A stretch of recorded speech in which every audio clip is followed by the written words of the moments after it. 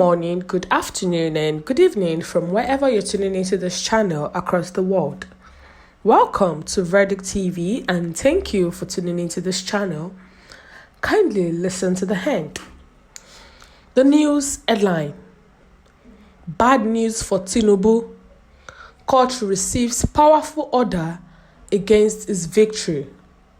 See what it must do immediately. Once again, you're welcome to today's news and thank you for tuning into this channel. Kindly listen to the hand, the news details. In a recent development, the Council for President Bola Tinubu and his deputy, led by Wole Olanipekun, Sam, presented their final written address regarding the petition filed by Peter Obi and the Labour Party. They argued that Tinubu, who was the candidate of the All Progressive Congress, secured 25% of the lawful vote cast across the 36 states and the Federal Capital Territory. According to the Council, any other interpretation of the election result would result in chaos and anarchy in the country. Ologunagba stated, the statement by the lawyer in the said written address threatened crisis and anarchy in the country in the event of the court ruling that their client did not meet the constitutionally required 25% vote in the Federal Capital Territory is subversive, an affront to democratic order, and assault on the corporate existence of the nation. The PDP further emphasized that the APC's intent is to intimidate the judiciary and manipulate the legal process. They accused the APC of seeking to preemptively create tension, subvert the judicial process, and incite anarchy due to the weakness of their case before the Presidential Election Petition Court. However, the PDP stressed that Nigeria is a country governed by the rule of law and urged the APC to respect the provisions of the Constitution and Electoral Acts. They called for an unbiased and independent judiciary to ensure a fair resolution of the petition without threats, coercions, or intimidation. Contrary to the claims made by the APC, the PDP believes that upholding the provisions of the Constitution and the laws would promote peace, stability, and confidence in the judiciary.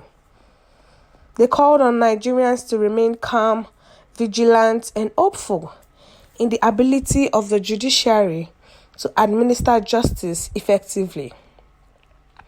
As the legal proceedings continue, the nation awaits the decision of the Presidential Election Petition Court regarding the petition filed by Peter Obi and the Labour Party.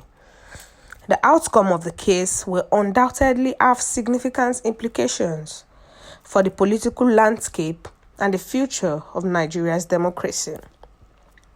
Prior to the 2023 presidential election that held on February 25th, which actually brought in President Bola Tinubu as president of Nigeria, and was inaugurated on May 29. We could see that after the election, the candidates, the opposition candidates for the 2023 election actually filed a case against Tinubu that he didn't win the election. So Peter Obi and the Labour Party, Atiku and the PDP, they actually filed a case that Peter Obi did not win, that Tinubu did not win the 2023 presidential election. So, Peter Obi and Labour Party are one of their petition filed against Tinubu was that Tinubu did not win 25% of the Federal Capital Territory, and the Electoral Act made it known to us that you have to win 25% of the 36 states, including the Federal Capital Territory. And since Tinubu did not win the Federal Capital Territory, he is not qualified to be the president of Nigeria.